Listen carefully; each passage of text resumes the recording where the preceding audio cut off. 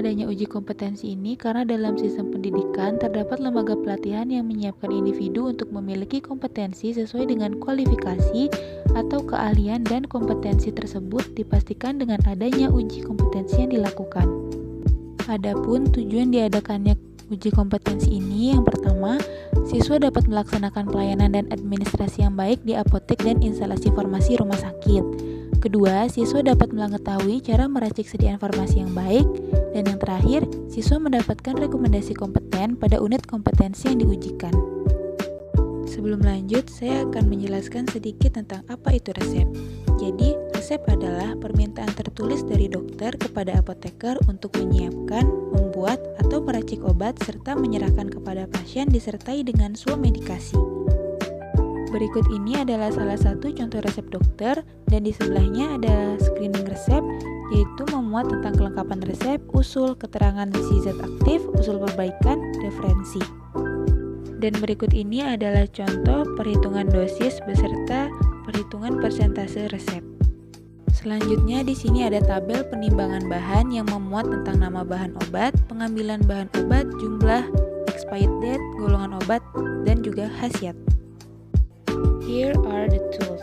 First, there are mortar and stamper, scissors, staples, solitude, sudip, napkin, calculator, horn spoon, and parchment paper.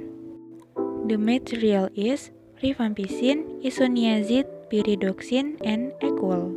The procedure is prepare tools and materials, check drug characteristic, take 10 capsules of isoniazid, put it in a mortar and mix it finally, remove it. Take 10 tablets of pyridoxine and put it in a mortar and mix it finally, remove it. Take 2 tablets of equal and put it in a mortar and mix it finally. Then enter rifampicin along with isoniazid and pyridoxine, put it in the mortar and homogeneous. Then take 10 pieces of parchment paper, divide equally and then wrap it up. Then put it in a plastic clip with an etiket and label. Pada bagian ini adalah contoh etiket dan juga label. Karena pada resep dokter tadi ada iternya, jadi apoteker menyiapkan kopi resep.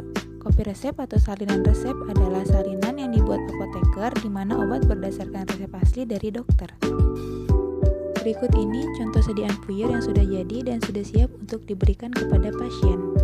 Jadi, menurut Farmakope Indonesia edisi 5, pulveris adalah campuran bahan kering, bahan obat, atau zat kimia yang dihaluskan ditujukan untuk pemakaian luar.